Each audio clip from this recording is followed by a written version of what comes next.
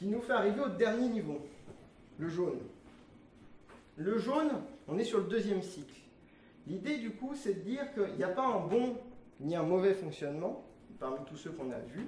Chacun est utile, chacun apporte quelque chose, et l'idée, c'est de les utiliser tous. C'est des personnes qui sont mues par l'enthousiasme. Et Steve Jobs disait notamment une célèbre citation qui était « Tous les matins, je me lève, je me regarde dans le miroir et je me demande est-ce que ce que je fais m'enthousiasme. Sinon, c'est qu'il faut que je change quelque chose. » Et c'est quelqu'un qui était extrêmement mu par cette envie de créer des choses et de prendre plaisir à faire ces choses-là. Pour l'organisation, ça donne un modèle où l'idée, c'est de pouvoir contribuer à l'ensemble. On a une grande mission de vie, une raison d'être qui nous est héritée du verre. Et pour réaliser cette raison d'être, on va du coup se structurer en prenant en fait des personnes et en leur donnant libre cours à leur volonté, pour qu'elles développent leur propre mission qui est en rapport avec la nôtre. Et on va juste lui donner les moyens de le faire. Donc pour donner ça en image, c'est l'armateur, si vous voulez. L'armateur, c'est la personne qui a une flotte de bateaux et qui va donner les moyens à ces bateaux d'aller à destination.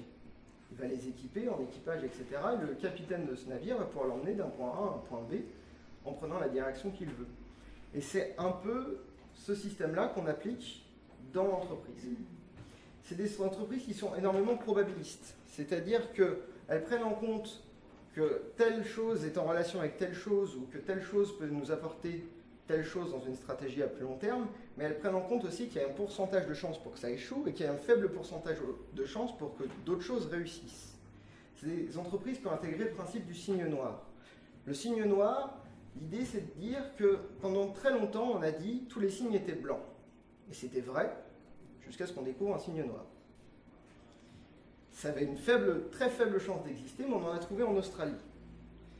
Et c'est là-dessus aussi que le jaune mise. C'est que c'est pas forcément très probable que ça existe, mais ça peut exister. Et on peut miser dessus si la récompense qu'on a au bout vaut le coup.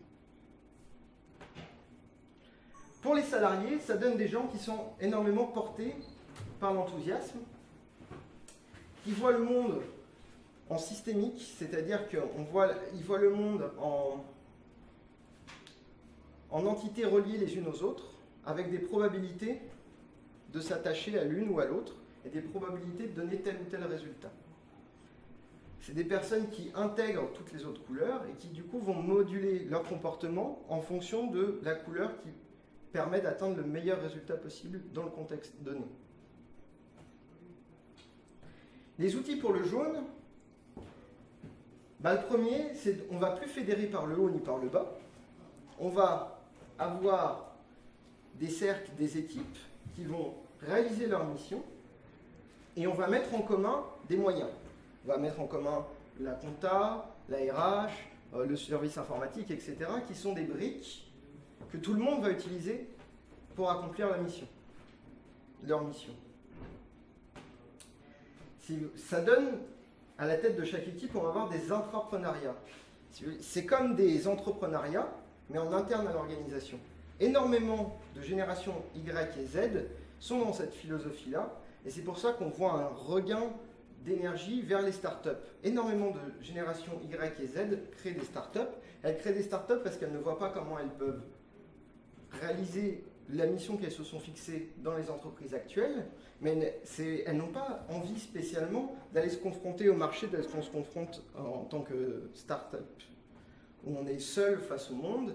C'est pas ça qu'elles ont envie.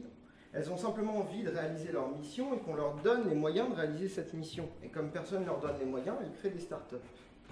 Et donc en faisant de l'intrapreneuriat, on peut récupérer ces personnes qui ont une vocation à réaliser une mission, on peut les récupérer à l'interne de l'entreprise, leur apporter une sécurité par le salariat et leur permettre de développer leur activité au sein de notre organisation.